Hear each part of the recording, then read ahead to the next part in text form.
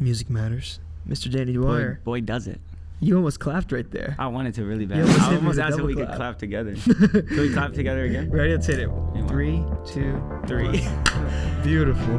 How are you today, brother? Thanks for doing this, man. Nice to officially meet you. Thanks for having me. Thanks for letting me draw on the table. Of course, man. How you feeling? What's new in your world? Definitely exciting time to catch you off the back of the new EP is out.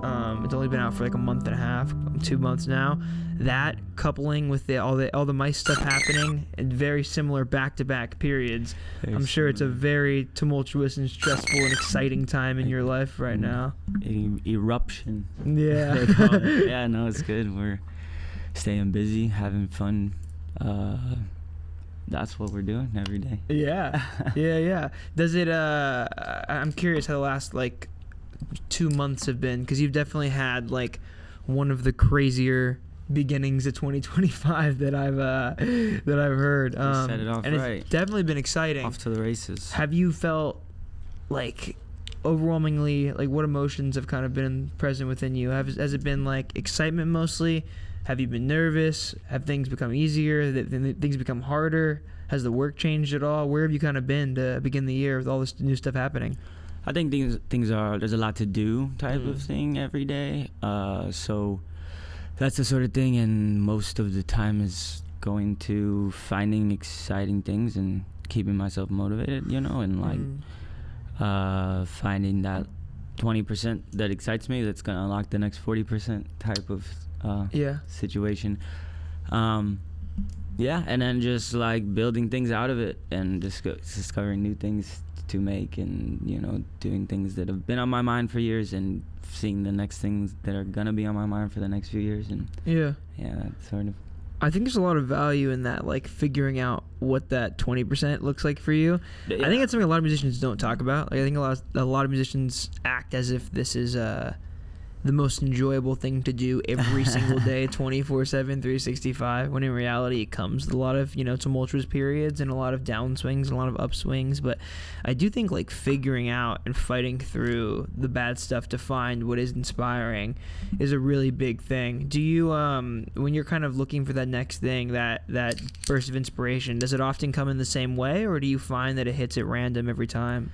I think it is random. I think it's I think that's the hardest part, finding the first 20%, so that's gonna be pin clicking. It's about finding that 20%, and usually the thing that I'm most up against is I never know what I'm doing with anything, I never know why I'm learning, something or playing with this new, why am I learning Unreal Engine, or why am I doing this, and then and you want to be on some, there's no end goal, so it's not worth doing it.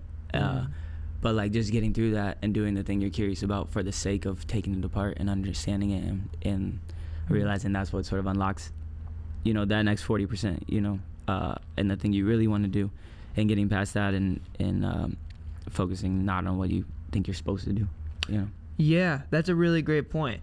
I think enjoying the process for the sake of learning is something that we often don't think about enough. Definitely, yeah. Especially in the age where art is just so ultra commodified, right? Where it's For sure. We are literally spending every single day trying to figure out how we can make something that gets us, this end result, be it success or money or whatever it is. And all that stuff's totally valid. It makes perfect sense. It's just capitalism, I guess. But yeah, definitely. And especially I think coming from a fairly working class type of family background,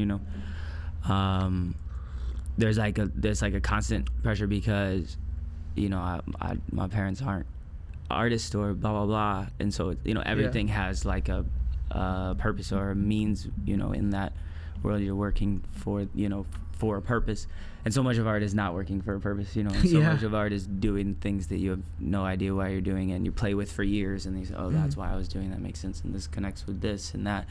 But I think uniquely coming from St. Louis, and my dad delivers refrigerators, and that's the Dwyer family legacy. Wow. It's a very different, and that's what his dad did. It's the family business type, but that's the very opposite background to come from. So I think that was a big skill to learn. Pushing through that is the constantly wanting to look for an outcome and improve why you're doing what you're doing and why you're exploring certain things, and and realizing that doesn't have to be the case, and then seeing it work out and gaining that confidence as well. Yeah. Yeah. I can certainly relate to that. That's a really, really like interesting, honestly, and like unique background to come from. Yeah, like yeah. delivering appliances. Yeah. What was like kind of coming from that background? I'm curious. Talk to me a bit about your story from moving from St. Louis to LA in the early days and what that was like. And I know we were talking earlier. You said you've been here for about 9 years now. Yeah. Being here and just anticipating the way that things have changed over time for you as you've grown and figured out your path within this music industry. What was it like when you first moved here? I guess a more pointed question would be, what was the scariest part in the beginning? Yeah, that's cool. Like the story is like when I was 18. I came here when I was the day I graduated high school. First time coming to LA because I had a friend who was older, who was going to UCLA. We came to visit him. And I always had something in my mind about LA. I think it's also like just a Midwestern thing. You fantasize about it. But I came here to visit him. Graduated, walked our high school that night. Got on a flight. Me and my best friend in high school straight to LA. Type of thing. Got here, and also the experience like day one we go to Fairfax. First thing a high school does, we go to Odd Future store.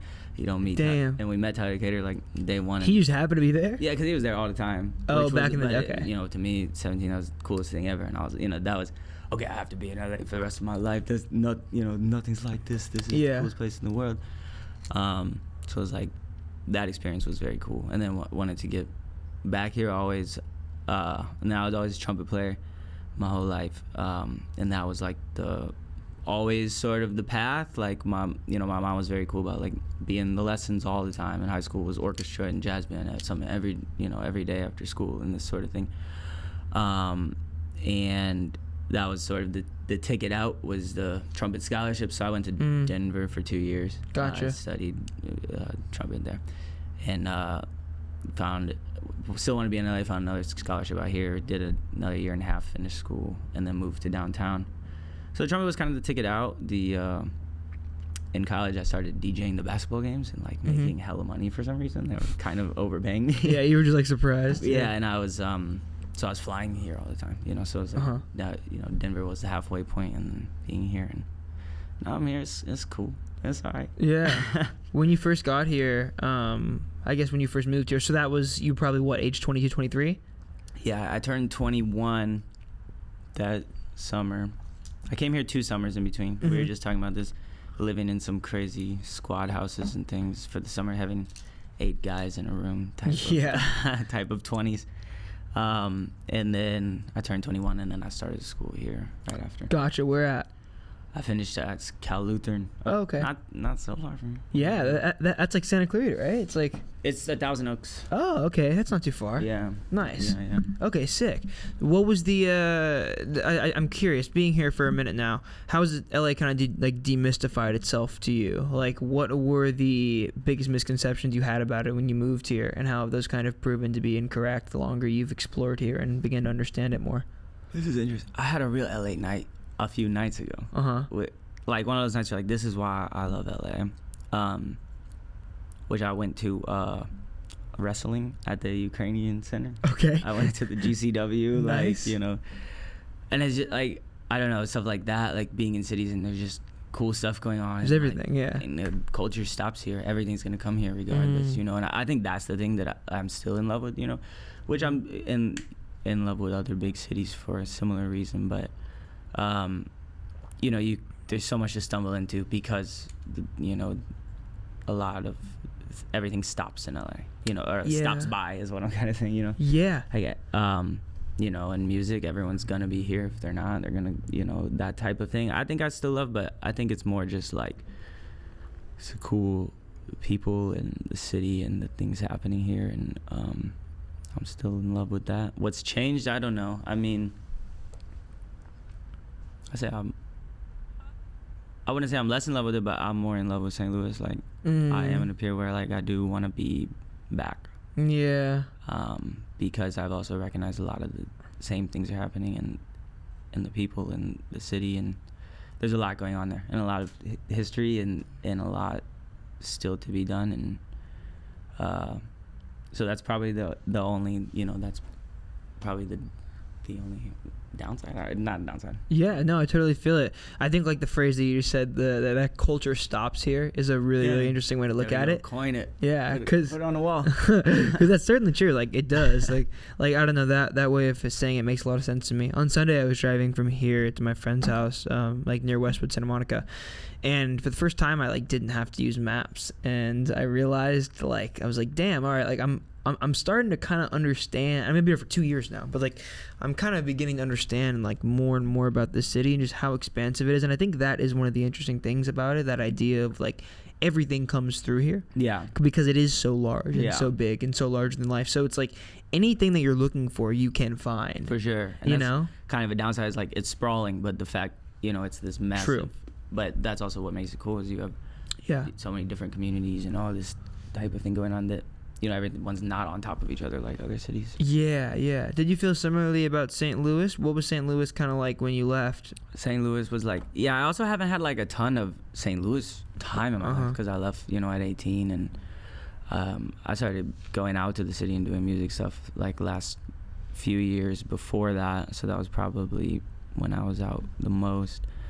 But it's just like, for me, it's just a unique city, and it's like the coolest people and that sort of thing. So yeah, that definitely makes sense. And then coming from that working class background, like I could see why like that ticket out was appealing for sure. I feel like that was very much LA for me in the early days, because I come from a similar background. Like my parents are chefs. Really cool. Yeah, probably a pretty comparable background. But what kind of chefs? My mom's a pastry chef. My dad was like, he's done everything. He was like a chef, and then he worked in catering, and then he like sold produce, and then he like, you know, was a chef again, and now he's like a culinary director at a retirement home. And were you having the craziest food, the craziest leftovers in the crib? Yeah, low key. Like I was super fat as a kid. I was like a bigger kid, bro. Damn, that's cool. Yeah. That's a dream. It's a dream until you realize you have no idea how to balance it. That's what it's about, though. We got to get fat, and then we got to get skinny, and we got to do it all. Yeah, I'm trying to get big, but I'm not doing a good job. This EP that just came out, was it scheduled to come out around this time prior to a lot of the My stuff happening? I was curious if you moved it up. No, we didn't move nothing. No, it was more like, do we move it back? Yeah. No, but it was all super planned, and I'm a mastermind genius, and no, I'm just kidding. But yeah, no, it just sort of fell into place. How was that? Things tend to. How was that experience, like rolling out a project during the midst of all this stuff happening? It had to be fucking really, really weird to kind of like try to do both those things at the same time, and one of which you planned, one of which you didn't.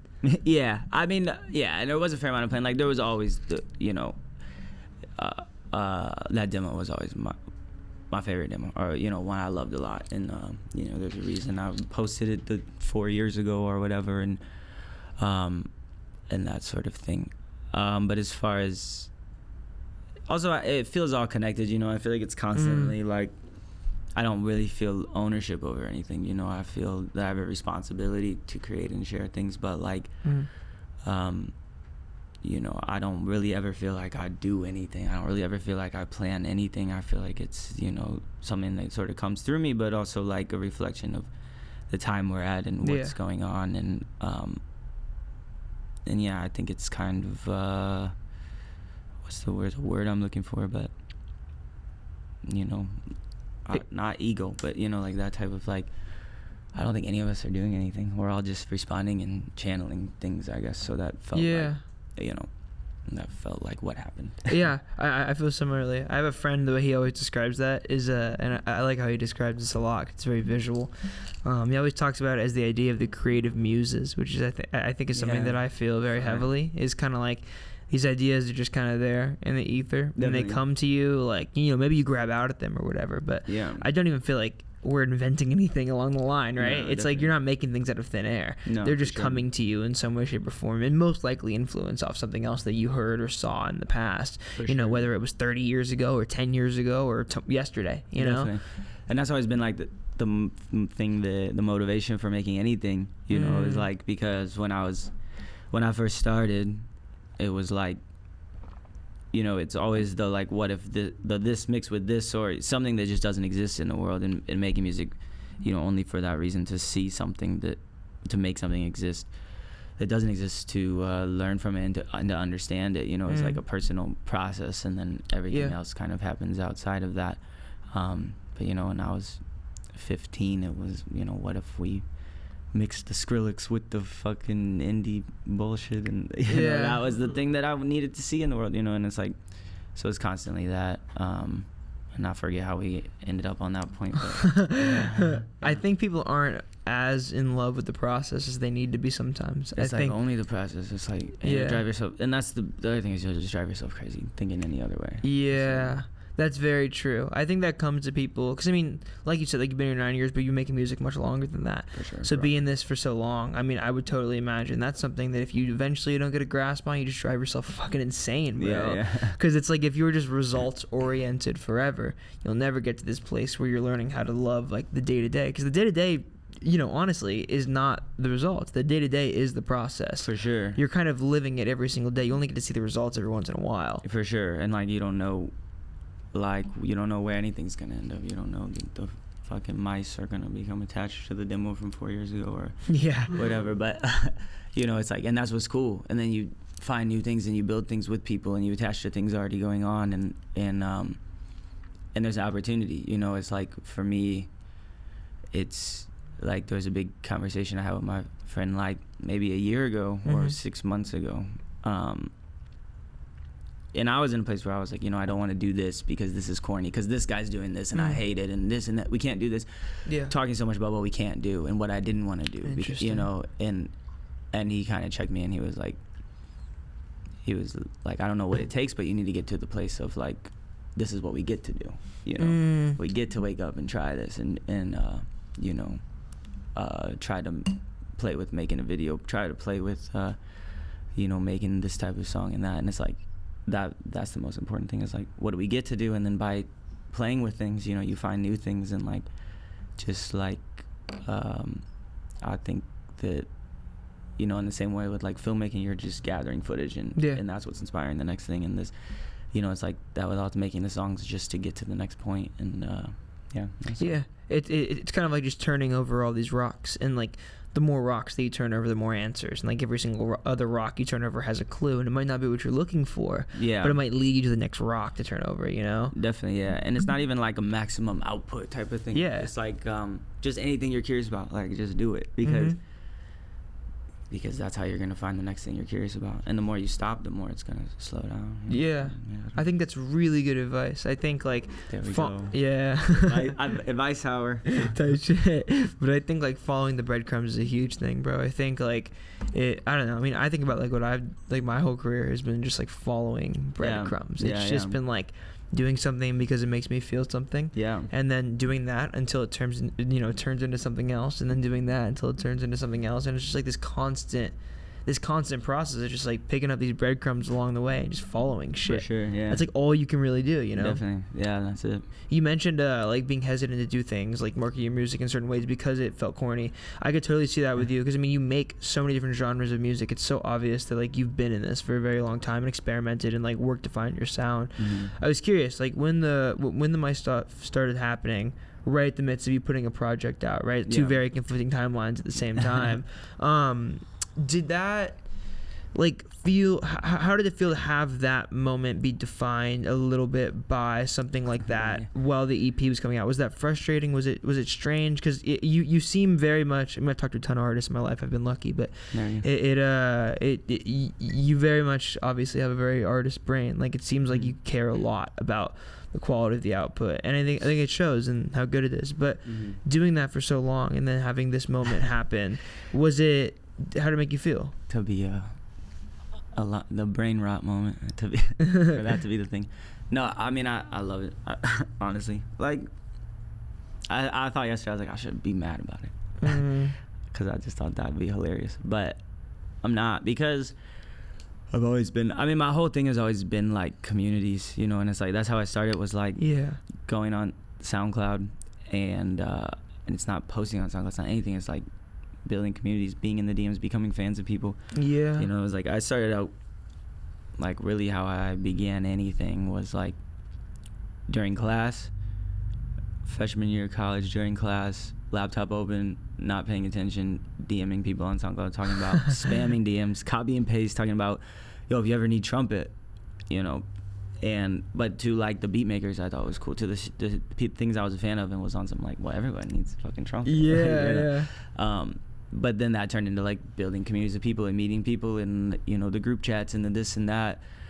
So like communities has always been like a massive piece of what I find important with all of this, and I see that. And I'm also like, I've always been the biggest fan of mimetics, and I've. What did you say? Mimetics? Mimetics. Yeah. Mimetics. Yeah, I love that. I just learned this word. I'm just kidding, but no, that's like the I don't know, but I like memes. I like ideas that come from people and come from the ether, you know, and all this, and so I find it inspiring. Yeah, it is sick, because things can also, like, I mean, it blows my mind how old that song was, like when all that shit happened. Yeah. Like, I mean, you said it was what, 4 years old at that point? Yeah, it was 2022. It was beginning of February. So yeah, like 3 years old. That's really crazy that stuff can happen like that. And I mean, go ahead.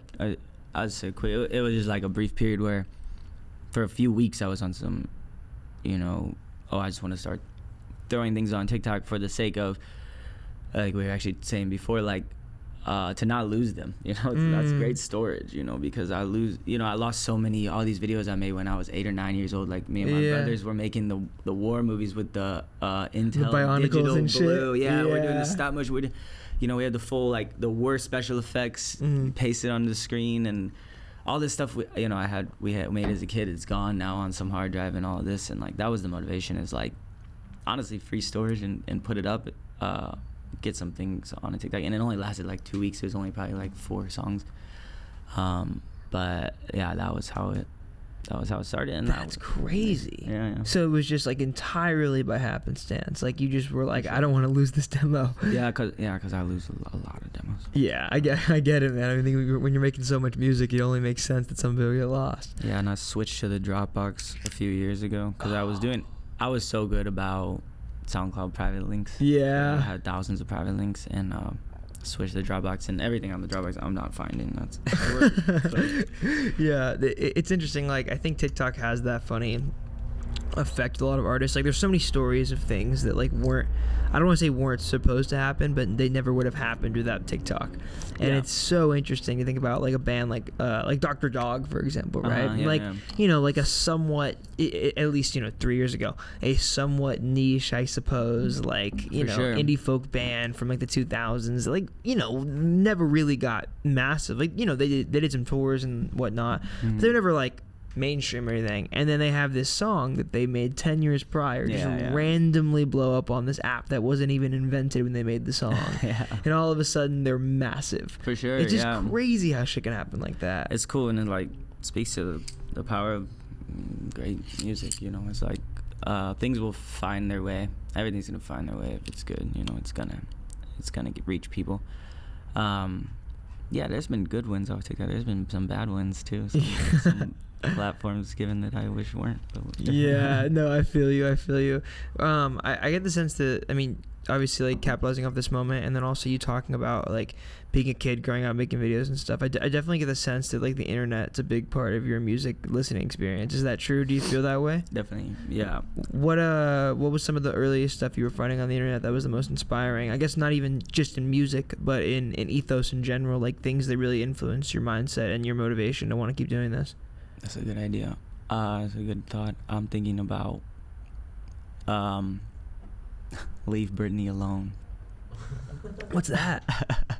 It's just a meme. I don't know why it came to my mind, but there's a documentary about it, which is cool. It was like one of the beginning YouTube memes for real. Has something to do with Britney Spears and when she shaved her head or whatever. But it's a really cool documentary. I forget what it's called. That came to mind. I don't know. But I like the stories behind memes, you know. It's like, and they're usually very interesting. They're usually like way more interesting than you expected. Usually coming from like someone at a low, desperate place, or, you know, things like this. And it's something I wish people were like covering more. You know? Who filmed friggin' Packet? I want to know, what was that day talking about? You know, like That's one of my favorite memes. I'll be saying it. Me and my little brother say it all the time. Yeah, dude, my little brother too. That's I'm only 23, but like they've started to call me like Unk because like I don't understand like some of the brain rot shit. I know he called me Unk. Yeah, my brother calls me Unk. And I'm like, just some of it is so. I just don't laugh because I don't get it. Yeah. But some of it is like it takes on this life of its own, and it's interesting to watch the way that it makes him react. You know. For sure. Yeah. It's crazy. It's like a feeling when you see you know it when you see it. The meme, I don't know. I love it. I like that stuff. Yeah, it's cool. My brother called me Unk. He told me I can't be on TikTok. I gotta be on Instagram Reels. And then I saw Gore Day. Gore Day? Yeah, did you see this? No, what's that? This was last week. This happened. I don't know if we should talk about it, but maybe cut this out. No, but Instagram Reels just turned into gore for an entire day. Oh, gore. Week. Gotcha. Like the worst shit I ever seen, like live people just level. Decided this? They were just like... No, it was some issue with the algorithm. Like what? Damn near like it flip-flopped. The things that they were blocking became the things they were showing because it was like you're scrolling 95% was... like censored post notification. You click through it and it's the worst things you've ever seen. What the fuck? And I saw like I'm like kind of I watched like 3 videos. I'm like actually saw some traumatizing things. But no one's talking about Gore Day. I don't know if I want to be the figurehead for Gore Day awareness. How did somebody fuck up that bad? I don't know. And there was headlines about it, but it wasn't like a big thing. Like Yeah, I wonder if Instagram just like brushed that shit under the rug. Like, no, like nobody messed up. Should have been. Yeah, that's look at me coming from Meta 15 minutes into the podcast. This is not gonna be good. Yeah, that's so crazy, bro. How does that? I don't know how coding works enough to even understand how the algorithm could switch like that. Like that almost feels like it had to be some inside job, some guy who was like intentionally doing that. That's why I wonder, was it an attack? I don't know, but there was like a few headlines talking about, oops, something messed up with the algorithm, and I'm like. Yeah, I don't know.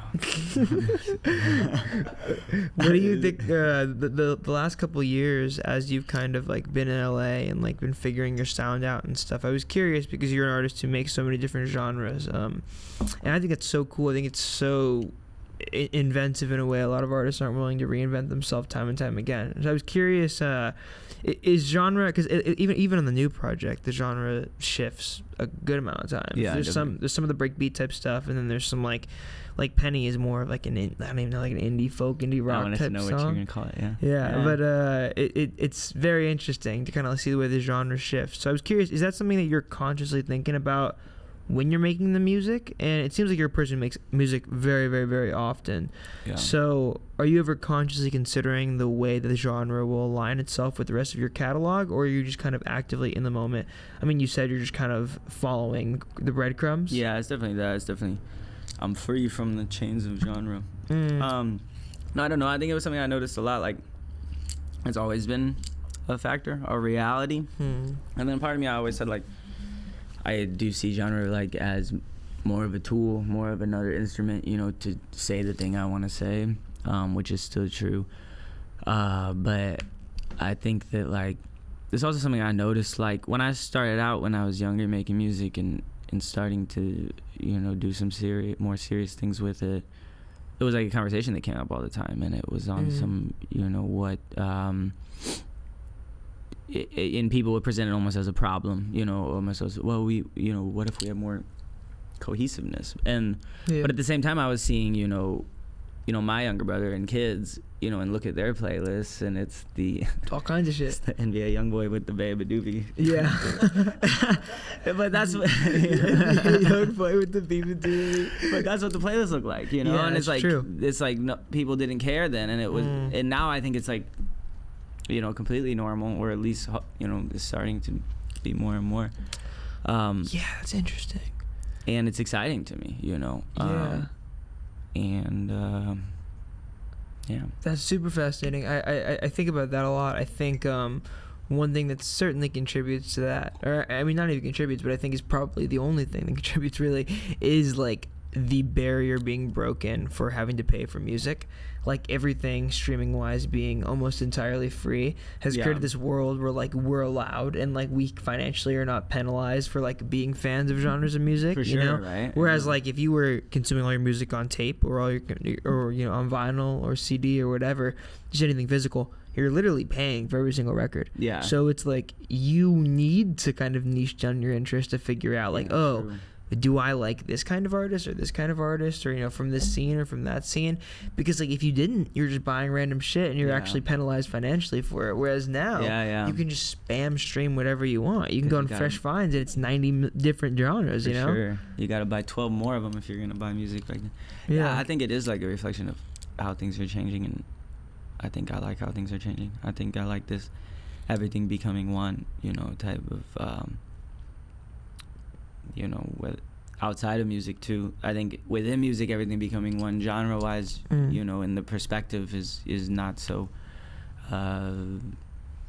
separated. But you know, outside filmmaking and video games and all of this is like, you know, there's some bigger thing going on, you know, which is cool to be a part of. Do you feel like that stuff is more like alienated by genre, like movies and video games, than music is? Because I think I definitely do. I think maybe, but I think like movies is in a strange place where like I don't think we know what's going on, and I think I see movies as like a bigger thing. You know, I think I'm including Tyson in movies.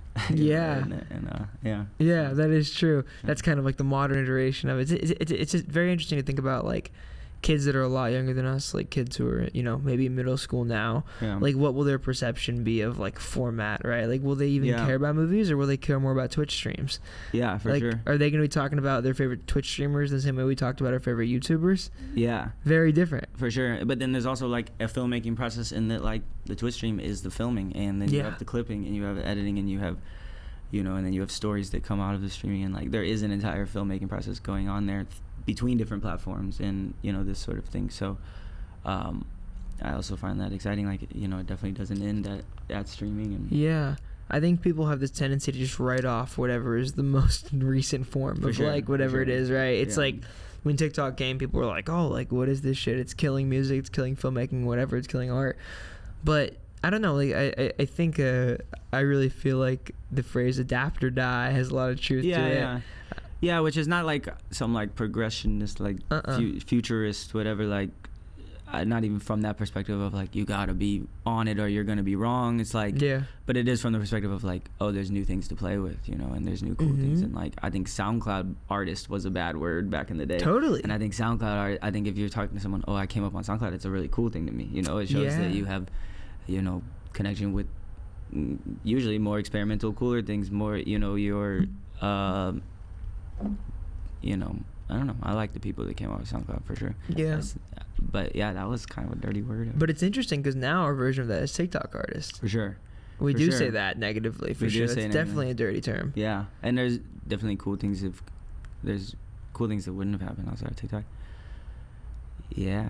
I don't know. Yeah, it's interesting to think about the way that they're kind of the format switches. But yeah, like I've always felt like that really quick innate write-off of TikTok is a little short-sighted, because I don't know, like I kind of just feel like all it really is vertical YouTube. Like if we're going to consider YouTube a platform where like somebody can make something that we may consider high art, or even Netflix for that matter, like streaming services, like if we're going to consider those platforms where like somebody may have something that we consider high art or whatever, I don't think you can disregard TikTok for having that, you know, and to not have that same kind of validity just because of the format being different. For sure. All it is a vertical YouTube. You know? Yeah, for sure. And there's like things about it. There's new opportunities within it. Like, you know, there's every video has a testing period. You know, it's gonna hit 1,000 views and it's going to, you know, whatever. Like, but you never had a social media platform that you could speak into the void, you know, essentially. Before it was about building following and speak into a following, and that was the biggest shift, is like suddenly we can, you know, make things that are focused outside of a following, and there's an opportunity in that, you know, which is cool because you know it's bad and it's good, and there's things you can build with that, you know. So I think with everything, it's just finding what's exciting with it and what you like and what you don't like, and use the tools to highlight the things you don't like and challenge them as well. Yeah, I think it's crazy, honestly, that we didn't have a tool where you could kind of look into the void before this. That doesn't seem like a very like complicated concept to me, and it's kind of crazy that prior to TikTok we never really had it. We have Omegle maybe or something. Yeah, something like that. Or it's like, because everything, you're right, is very, I mean, at least prior to TikTok, was very like follower focused. It was focused on like who you followed and who you didn't, and you couldn't see any of their stuff that wasn't that you didn't follow them, you know. Interesting days. Yeah, pretty cool. It's strange now that like it's just in my brain that existed for a lot longer ago than it did when TikTok came out. For sure. Yeah, it's really strange. Kind of like talking a bit about those days. I mean, you briefly brought it up, but those days where you were kind of playing trumpet and like exploring stuff on SoundCloud and finding these producers and DMing them and stuff like that.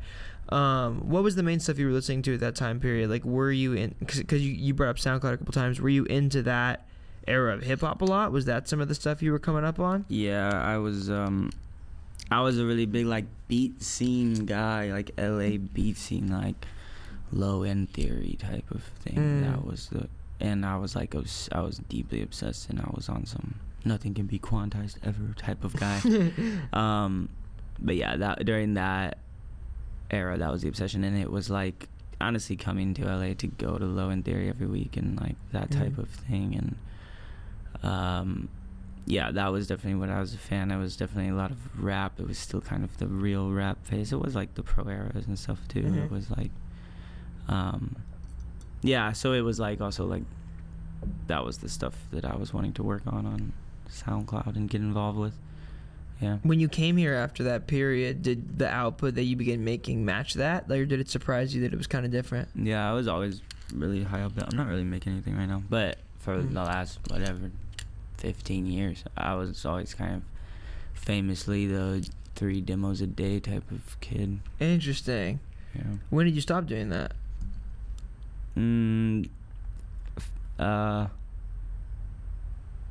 So this year, I think in the last few years it's been like more reaching the point where it's like getting less out of that process, you know, as far as not less out of making music, but less out of making so much music, you know, and more using other things to find new ideas, you know, and finding that like things outside of music and maybe things very far outside of music, you know, whatever the left brain, right brain, whichever side it is, like, you know, going it very far on the other non-creative spectrum, like working on things that have a right answer, you know. So it started out with, I had a motorcycle, started out working a lot on the motorcycle, you know, because it either works or it doesn't, you know, and like finding that an answer. Yeah. And spending time in that space and then coming back to music, you know, and being able to relish in something that doesn't have an answer instead of being frustrated by it was very important in that sort of, Yeah, I think it can be very difficult to like really set yourself like a bar that you have to quantify, like giving yourself like I need 3 demos a day or I need 2 demos a day, like having that exact goal. The grind closer to the Luke Belmar of producing. Yeah, bro, because a lot of the time it's like strangely instead of making those 3 demos, if you put that, you know, those 3 demos worth of time into one demo, maybe that demo will become an actual song. Always, or like spend 12 hours, you know, learning about making electronics and then go back to music and see where that takes you. You know? Yeah. Do you think the further you've gotten into this, you've found more interest in things outside of music that you priorly did not have? Like, have you found that balance in a way that you didn't originally have? Yeah, definitely. I think I'm a lot into everything, technology, like as a fan, engineering type, fully as a fan. But yeah, like I was in a big trying to make electronics phase. Still kind of am. I want to make animatronics. Whoa. But I want to make them out of like hydraulic motors, you know, or whatever. Interesting. Not stepper motors. Because I guess it was inspired by the Herbie Hancock Rocket video, which was what's that? Herbie Hancock, the GOAT. He had a song called Rocket, and it's the whole video is it's like early animatronic stuff. So it's like you know, it's these animatronic figures, and some artists made it. I saw it's at Luna, all of the figures. So that's what kind of inspired when I went there. but they're so loud. You know, it's like hydraulic pressure, and it's hooked up to a tank, and they move the arm, and it's like this loud, like crude technology. And I think I'm really into like under engineering for the sake of it, for the sake of like taking something apart and like understanding it. And the same way with music, like making music for the sake of taking it apart. You know, seeing what these two things mixed together would be. You know, I think that also inspires on the other side. I made a motor out of a car battery and magnets and wire, because I didn't know how a motor worked, you know. Yeah. But then that, you know, that like deeply inspired music. You know, that inspired years of music. It's interesting that like there's so many things we use on a day-to-day basis that we have no fucking idea they work. Yeah, this was once I started working on the bike, I was like, I want to know how everything works. Yeah. I don't want to know nothing. And then GPT helped a lot with learning how everything works. But I hate not knowing how something works. But also it's like growing up, like being around taking apart refrigerators and stuff. You know? Yeah. There was, yeah. Even simply the technology, I feel like there's so many, like for example music, right? It's like there's so many producers or just like engineers or whatever where like they've worked in a DAW their entire life and they just have no understanding of any kind of analog equipment, or like what inspired the sounds and the techniques and the functions of these actual DAWs. For sure, yeah. Which is so interesting to me. Like there's an entire generation of music makers that'll probably be born in like, you know, 50 years, 100 years that probably will like think FL is like a primitive software. yeah. Or like whatever, you know, Ableton's a primitive software. For sure. Like they'll have an understanding of music that is so far removed from the analog version of it. Like they will think just in terms of digital music. Yeah. I actually lied because I said I haven't been making music, but I make a lot of music on BandLab right now. Well, I think, is that what, or no, my roommate uses Mixcraft is what it is. Sick. Yeah, BandLab's on the phone. Interesting. It's awesome. On some Madlib shit, dude. With the iPad, they love that Madlib with the iPad clip. Yeah, that's one of my favorite clips. They would not let him live that iPad down. How did you start doing that? I think like I've always been just like very into tracking vocals. It's like probably the biggest thing, and like obsessed with that process of tracking, retracking. Like that's probably how I spent a ton of my time, and with BandLab is just like the most intuitive way to do that. Like honestly, you're holding an iPhone. Holding an iPhone. I mean, I don't really. I just use that. For a while, I was recording with no headphones, and I was still kind of on this BandLab no headphones. I got a shout out BandLab no headphones. Turn the beat way down, and then just go into that. And then just do it like on the little mic on your earpods? Do it into the phone, and then there's gonna be one frequency that's feeding back crazy. I need to get the AI that we can remove just that feedback frequency. Yeah, that's where we're headed. Music technology. That's crazy. Have you made any actual songs on it that you like? I made a lot, but they all have this crazy frequency. That's wild. They're kind of unlistenable, but that's also cool. How far is it till you can, dude? I was just shooting some videos yesterday, and I was looking for like a spot to do a cool little shot, and I walked onto this golf course, and I was holding my camera, and I was walking onto the golf course because I saw this like big statue in the back that I wanted to shoot. Yeah. And I passed this guy, and he was shooting on his phone, and he was like, "Your camera looks a lot better than mine." And then he said that, and I thought about it, and I was like, you know what, like. Not really. Yeah. It's really not that much better at all. Yeah. And it makes me think about like as soon as you can add, or well, I mean they already have it, I guess, but as soon as there are like external lenses for an iPhone that are really good, or like, you know, somehow like somebody makes a like a lightning port to XLR cable. Yeah. Something like that, and you can plug in like a Shure SM58 to like an iPhone. You can? With the interface. Yeah, and I just saw they made some sort of Android. It's an Android though. I can't have the green text, but it like has an adapter. You put a full. It's low.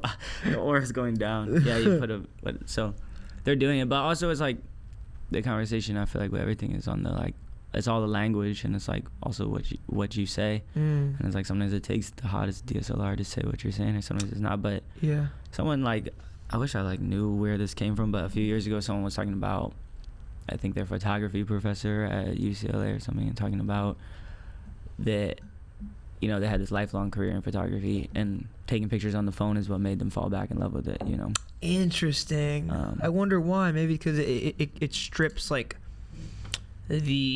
How exact you can get setting wise. Yeah, I think you don't, you know, you can be detached from that. You can pull it out. I mean, it's probably the most useful way if I want to take a picture of that. Entirely. And I had another good point. Oh, it's like, I mean, with all technology, it's like the reason that the Pole-Tech is the best EQ is because it's 2 knobs, and everyone was just reaching for it. Yeah. You know, what made a lot of the music that great wasn't the freaking, wasn't the circuit board or whatever. It was that it was useful, and because it was useful, it became associated with the sound and that sort of thing in music, and I think same in film. Yeah, that's fascinating. I think there's I think that kind of speaks true to the idea of limitation breeding creativity. Like when you have your iPhone and you can't get exact with your aperture, and you really can't change your shutter speed on an iPhone, like I think that allows you to just think about like what you're shooting and only what you're shooting here. Like what really am I doing? Like am I thinking about like what's more important, what my lens is looking at or my shutter speed, aperture, and the exposure triangle? For like sure. like what actually matters in this equation? Definitely. And it's like I would say the former is far more important than the latter. Yeah. And I think the same can be said for music. It's like what really matters, right? Like the melody of the song or the EQ. Right, for sure, yeah. And like the idea that you find through it, and it's just the same thing happening with the band lab. Is like I'm finding so much freedom, and like just even the no headphones. If we can get that frequency, if anyone has any ideas for the band lab no headphone frequency, but like suddenly you have an idea, you're making it, you didn't expect to make it, and next thing you know, it's there, and you're making it only for the sake of making it, with the frequency. It's like I can never release any of that music because of the frequency, and that kind of makes the music better, Yeah, I'm curious if that comes out of you and you feel that way about this software because you've been producing music for so long. Yeah. Like I'm curious if sometimes you get lost in the sauce because you know how to do fucking everything on Ableton or whatever you work in. What do you work in? Ableton. Yeah. Like I wonder like if because you know how to do everything in that DAW, sometimes ironically you can just sit there and work on a mix or something for like so long and get lost in the sauce of it. Yeah. And maybe BandLab like dials it back for you so you're only focusing on the elements that really matter to you. Do you think that's what it is? Yeah, you just hit Netspin preset. Yeah. Go crazy. 2 All's preset. Oh, definitely. Yeah. No, but I mean there's like a freedom, and then there's like a lot to learn, and there is something about making something that's unlistenable, for the sake of it, because when you're making it, you actually know no one can hear this because it sounds like shit. Yeah.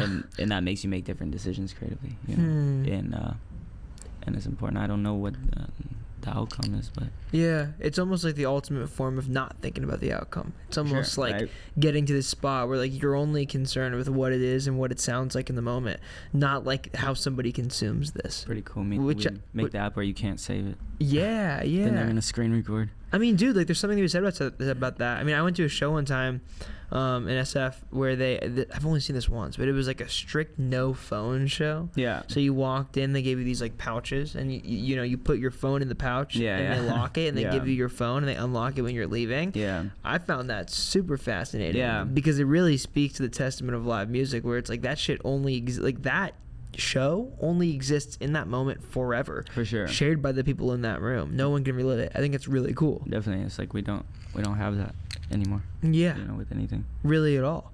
It's like experiences live in so many forms other than the physical. Yeah. It's like because we can just replay them on our phones time and time again. For sure. And then you don't even know what moments are anymore. Yeah. Dude, I mean, I'm a drummer, and one thing I think about a lot is like growing up, I never understood why somebody would want to play with only one rack tom and a floor tom. And then I took my second rack tom off, and I realized I began playing the drums in a vastly different way. Right. Like, just so much more creatively. You just have to think so much more, Definitely. Yeah. The limitations is a really cool conversation. It's always inspiring. I was curious, kind of making so many different genres of music now. When you first began making music, when you said you were in high school and you were kind of doing the whole SoundCloud thing and were really obsessed with that world, I was curious, what did some of the earliest music sound like? And were you jumping genres as much as you are now, or was that a product of things that came later? Like, what did kind of the earliest Danny Dwyer stuff sound like? That because there was a song called it was called I Don't Know or something. And it was like I made an EP and I like hand printed them and gave them out at school type of thing. Like mixtape vibes? Yeah, real mixtape days. I was like cutting them. I think I hand signed them all. But I was doing that, and I was going to open mics and sort of looking for I guess it was an indie music thing mostly, but that music was very much the same. It was I was playing a mandolin. Whoa. Yeah, and I was singing, and I had a dubstep wub drop thing. So it was always like all over the place. It was always fucking nuts. And I had a rapper who was he was a middle school teacher or something. I met him. I was like 17. Wait, what? This guy was like, wait, I'm sorry. Yeah. You said the rapper was a middle school teacher? He was a middle school teacher. I met him at an open mic, and he sounded like Drake, and he loved Drake. But I thought but he performed like over a Kendrick beat. Do you want more coffee? So, oh yeah, sure. The pot. Tight shit. So I was probably a bigger Kendrick fan at the time, but yeah, this middle school teacher sounded like Drake. He was fire. He was rapping on the song. We were doing these shows together. He was this 30-year-old middle school teacher. I was a kid singing. So it was like always. It was always nuts, man. We never been worried about nothing. I guess. There's something really cool about that, though. I think, like the fact that it's never really existed in only one form. I think that makes it very like non-linear in a really cool way. Where it's like your stuff is. It's interesting too, because I think so many artists have very defined periods of their career. Like you go back and you listen, and there's this 3-year span where they were doing this thing, and then it evolved into this thing, and then evolved into that. I think it's cool that yours is more non-linear, where it's like you definitely have experimented with tons of genres over the course of your career, and that's never really changed. You know? I think a lot of it came from, it was an exciting thing, and then like. The heroes of that was probably like Madlib, Mac Miller a lot. Like I was the biggest Mac fan. Like probably Faces was the number one thing I listened to when I was cutting grass. Yeah. Cool. That's from the vinyl. Yeah. Then the re-release. Yeah, I don't know. I don't think they did it at first release. I think it must be the re-release then. Yeah. Damn, that's cool. I want to see the vinyl. I don't think I've seen it, but. I mean, both of them. I think Mac was very inspired by Madlib, but having the jazz project on the side, and that's actually how Larry Fishman. But that was how What You Want, like my first song started, because I thought I was gonna make a jazz project, and I called it The Lonely Daves. The Lonely Daves. They were all named Dave. I never told this, but I made it for that, and then people were like, "Wait, this is crazy. Just put it on." So being on some, I'm not worried about nothing. I just want to make shit for the sake of it. That's how we found. I guess you find a genre or whatever. Yeah. But, yeah. It's kind of like experimenting in live time, and also experimenting in like on a stage. I think there's something really important to be said about that. Not on a stage physically, but like on a stage where like people are watching, like on a platform. Yeah. It's like I think you can experiment behind closed doors very easily. Yeah. But I think as soon as you're experimenting and actually putting out those experiments, then there's a little bit more of a pressure to perfect whatever version of your experiment you're currently on. You know? Sure. Yeah. And I think even on a physical stage, I think it's something I do miss a bit. Because it's been like if I'm performing, it's either like. It's tied to the laptop or like, but there's a big effort for me to get as far away from that as possible, and coming from like playing a lot of jazz trumpet and this sort of thing, but it's on some like, we should run the hook 3 more times because people are into it, the song doesn't gotta end because the track don't gotta end, and like there is something that I miss about that, and we we do the improvism of it. Yeah, for sure. And like the song can change, and we can like I'm a big jazz head, and all this, so I guess it comes from that. But like, that Those Fools is the opposite of being tied to a track. Yeah. And those recordings become legendary. It's kind of hard to get the legendary rare recording when the only thing new is the vocal. Yeah. Interesting. So it's something that I kind of wish we saw more. Let's get off the BPM. No, yeah. It's fine. I'll be doing it too, though. I think that's kind of a gem, though. Like it's hard to get that rare original recording when the only thing original is the vocal. I mean, there's a lot of truth to that. And shit don't need to sound good, bro. Nothing needs to sound. I'll be telling the mixers, make it sound more like shit. That's the biggest issue. Yeah. I have mixing records. It's like it doesn't sound like shit enough, and like the live show doesn't have to sound like the record, and this and that. It's like it's like build it with people. Let it sound like shit, and then share everything all the time. It's like, because that's where things come from. I think people are really, really afraid to fail. For sure, but it's like you gotta. Is it Werner Herzog? He said, I think Werner Herzog said, I'm the something of my failures. I'm the result of my failures. Who said that? Werner Herzog. He's like my favorite documentary maker. But it's like, I always seen it like that. Like, I saw that quote early, and I see, like, everything I built is me standing on top of my failures. It's like, rack up the failures. I'm trying to fucking rack up the failures. Yeah. You know, build this big mountain of failures. And that's what everything's built on. That's what all the fools doing it. It's like, they've been here for a long time. They've you know, it's like the people that I'm blown away by other artists, and that is like mostly their capacity for failure. You know, it's like, this person's not bothered, and this person's taking the shots, and those are the fools. You see them and you meet them 5 years ago and you're annoyed by them, and this person's always taking shots and always doing something goofy, and then you look at them and it works. You know, it just works because it's who's willing to fail. Yeah, 100%. And I think like it's interesting. I think like you almost have to get good at failing, and what I mean by that is Definitely, like learning how to take every single failure as a lesson.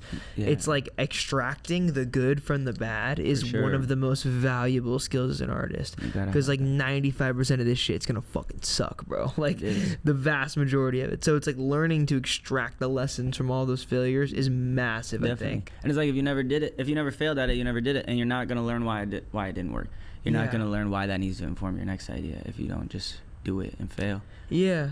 That's the only thing we can do. Do you have any really pivotal moments throughout your career that you can point to? My biggest failure? Yeah. Oh, I wish I had something. Oh, let's see. I don't know. Or even just like creative turning points, like breakthroughs, like when you realize something, be it through production or, you know, through whatever, where, you know, that changed everything for you, be it a performance or a song or something. I think the breakthroughs, if we go through the timeline, was like first one starts singing. Interesting. Yeah, I was interested in that because you have such a unique voice. I have a weird voice. It's not right. No. What do you mean? I mean, it's not typical. But I'm gonna move this towards you. Sorry. Also. Oh yeah, sorry. Yeah, no. Sorry, bro. No. You know, which is one thing I love. Like, I think I want to be known for my voice, and that's like a thing within being spread wide within genre. Is like, I feel like the voice is what ties things together. You know, I want to make the records that they hear on the radio and they know it's me. And I think I got a voice that don't sound like nobody I know. Yeah, I mean, I've always said like all my favorite singers sound like that. Like all my, not like you, but like all my favorite singers. All your favorite singers sound like No. I was gonna say. No, I feel you. All my favorite singers have like very, very one of one voices. Like be it like Conor Oberst or Brian Setzer, Definitely. or like, you know, whoever. They all have very one-of-one voices. I actually think like having a voice that's incredibly unique is more important than having a technical voice. So much. I don't need no technical voice. Yeah, life, right? I don't want to hear it. I don't want to hear the runs. I don't want to hear the raise your yeah. I want to hear emotion, you know? Yeah. Like, I think having like the emotion behind your voice is like far more important than it being like theoretically good or whatever the fuck that means. Yeah, and having something to say and then also being known for it. But then those fools probably sang and then that was their first failure. People ask them, you got a weird voice. And then they stand on top of that failure, you know? And then they everything gets made out of that. So were you primarily rapping before that point? I was rapping. We all were rapping, but yeah. But I can rap, man. I got bars now. What do you I'm curious too. I think when artists come from that background, like that trajectory, right? Kind of like the rap to sing thing a lot of the times. I wasn't like rapping before. I was producing type. I wasn't just producing, kind of like I was always rapping.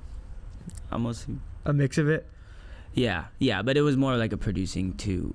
It was producing, playing trumpet. Like I was loving playing trumpet. I was trying to be, I don't know what I was trying to be, but I was SP404 trumpet guy. Yeah.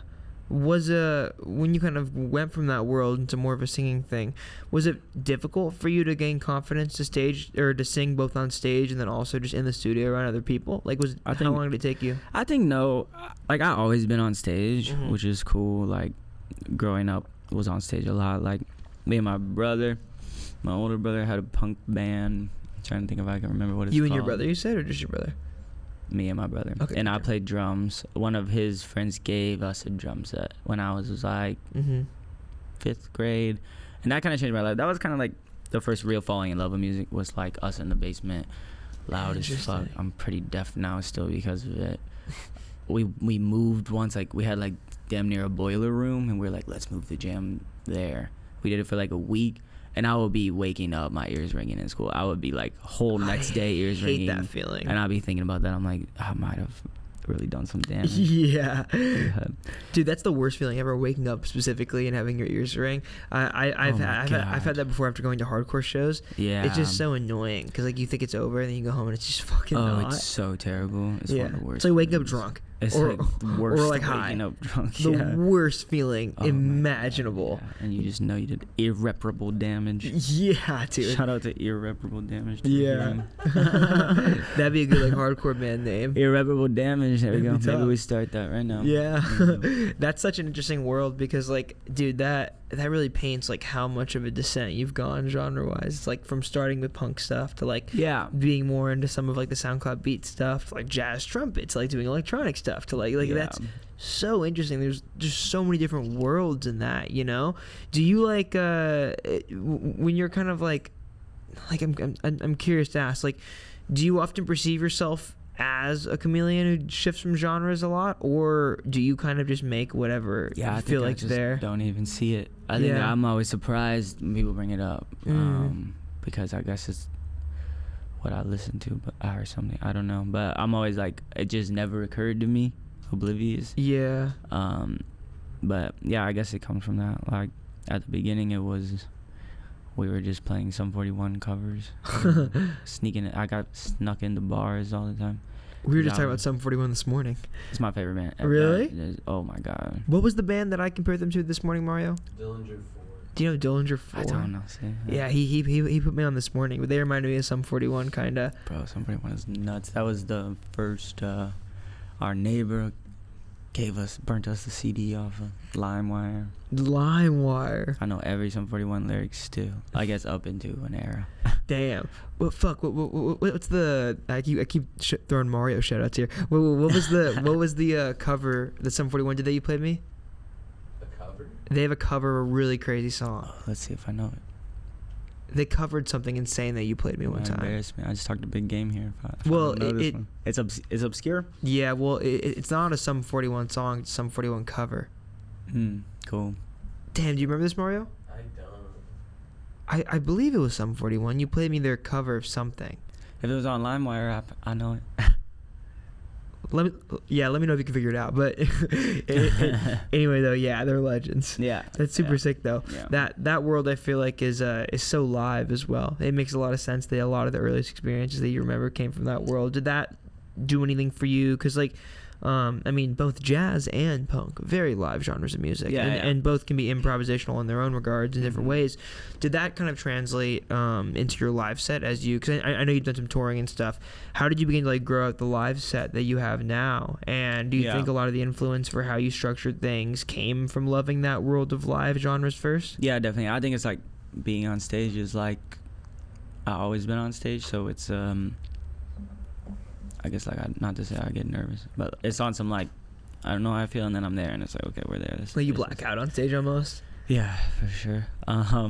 But yeah, it is that, and then it is always like, I mean, I think pushing it as like improvisational as possible, and you know, getting away from everything, even the songs. We don't need to play the songs. We don't need. We just. Yeah, and just writing for that is sort of the goal. Yeah, just giving things room to be as improvisational as possible, like giving them room to expand and then decrease, and be what they are in the moment. Yeah, that was like seeing Thundercat like. Oh, he's so great live. He's just doing a 20-minute whatever. Yeah, he does the song for 30 seconds and then he's gone. Yeah, it's cool. It's like we need that, bro. We need to see that. I saw Thundercat 2 weeks after Mac died at a headlining spot in SF, and that was a really crazy show. He covered what Mac song he covered? He covered What's the Use? And that was like very, very powerful. He just started crying on stage. Yeah, it was like, incredibly powerful moment. But he is so good live, man.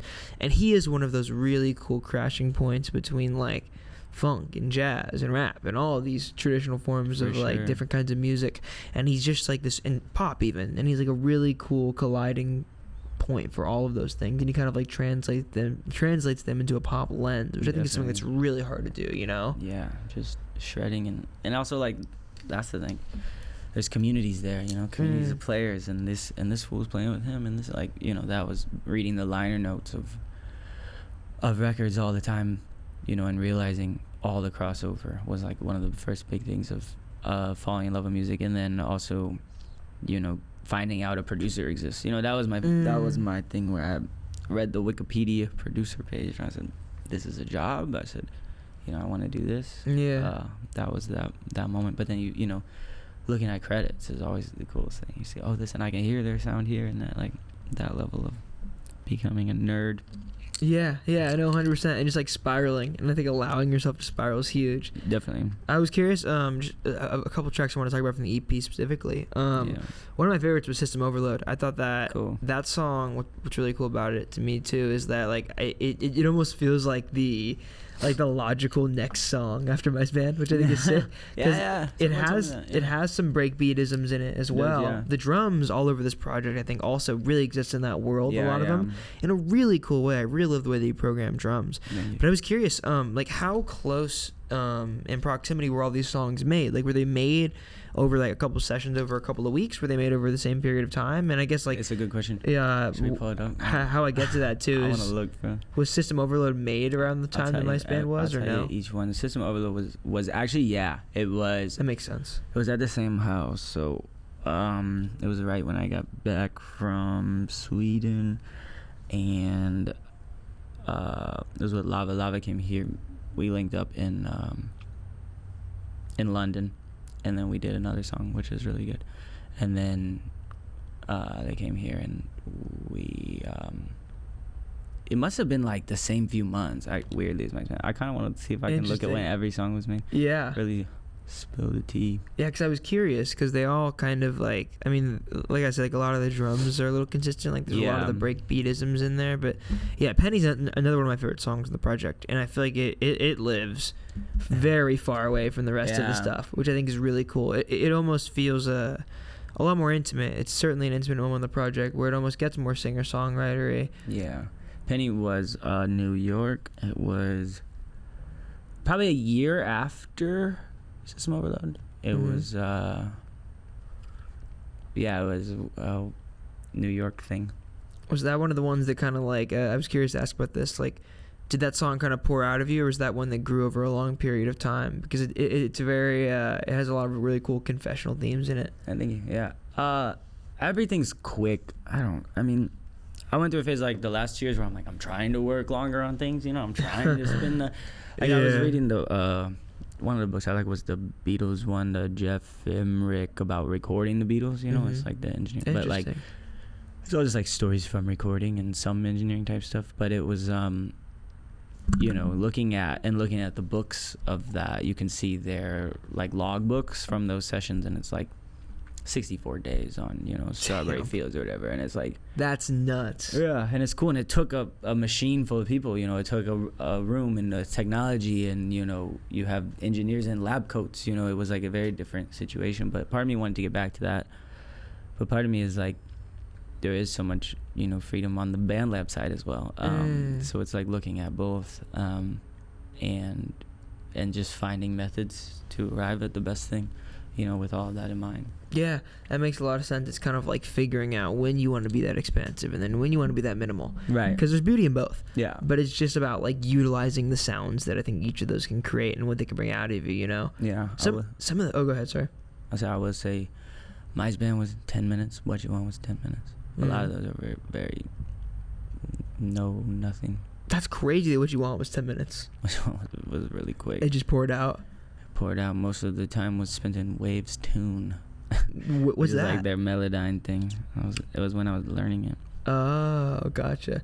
Yeah, dude, some of the old Beatles lore and like the lessons behind some of the shit is nuts. I recently learned that George Martin was also the Beatles A&R. Did you know that? No. So like he was like I don't know, like 360ing the Beatles to the max, where like he was getting like I don't know how A&R points worked back then, but like he was getting all the production credits, and he was also like, but he also signed them, so I don't know how the fuck that worked. That's cool. Like, and then my friend brought this up to me, and he was all like, have you ever, I don't know, maybe this is a very exclusive like music industry thing, but like it's funny, like trying to explain to my family what I do, and they always just go like, oh, so you're like a producer. And I'm always like, no, not at all. Yeah. And then a friend of mine, he pointed this out. He was like, maybe that's why like a lot of people that are older often just refer to any job in the music industry as a producer because it used to be the same thing. Yeah, for sure. You have a crazy Beatles lore for The you. old producer is so cool. It's like Thelonious curator. Monk days. It's like the homie just smoking his cigar on the piano. Yeah. That's what a producer is. That's what I want to be. I want to be just the cigar smoker who gets all the credit. Yeah, dude. Just like the guy in the room for no reason. The curator almost. Yeah. But it was like a role. It was smart. They had to, know the records. No, there was a whole role to it, which I think we maybe lose a little bit by redefining producer as the guy in the box. It almost like flip-flopped. Whereas like they used to be the guy or very often they used to be the person who did nothing. Yeah, like, sure. or did everything that wasn't making the music. And now very often they're the person that does all of the music. Yeah. And then the singer-songwriter or whatever will just be there to kind of like, almost guide the process into like being a front-facing brand. Yeah, for sure. It's interesting. In some situations. Have you played that role on a lot of other people's stuff? Like, have you worked on a lot of other people's stuff as a producer? I was writing a lot and producing a lot when I first came here. That was how I started. And then I think realized I don't want to do that. You didn't like it?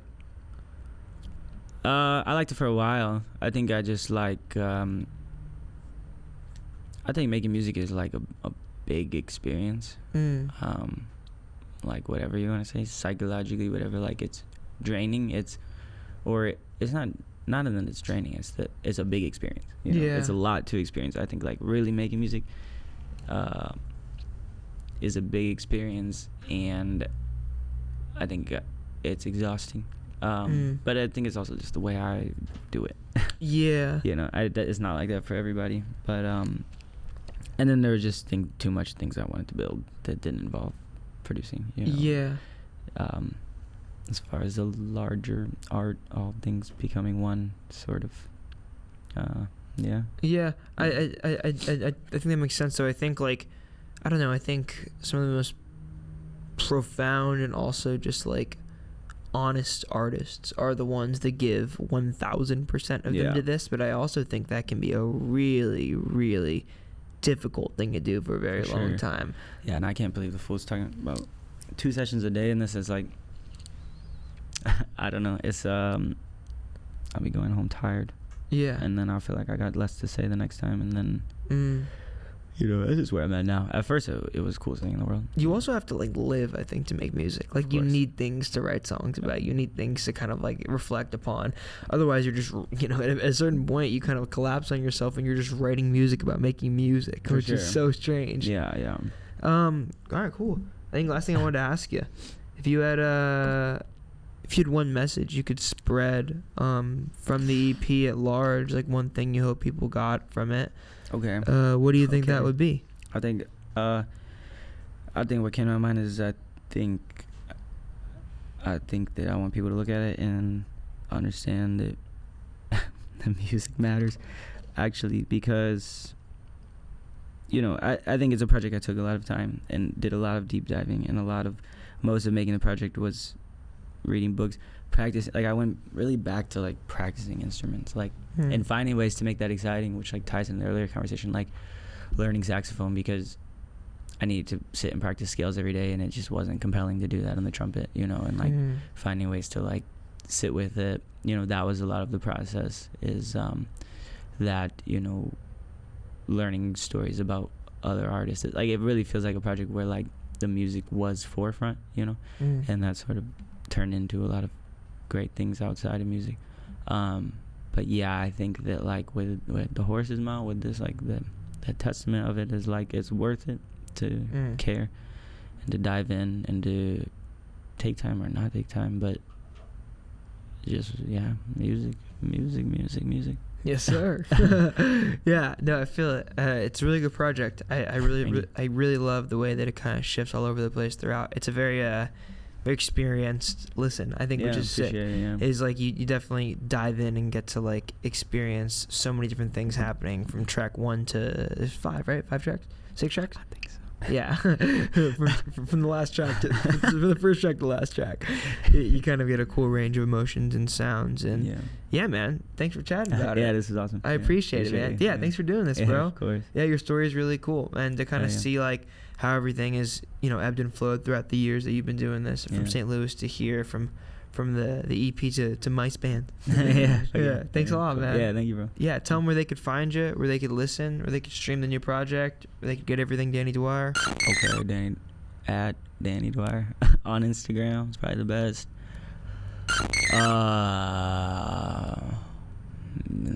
Yeah. Danny Dwyer. Fuck yeah. Yeah. Thanks, bro. Appreciate you. Appreciate you. Hell yeah, man. Music matters. There we go.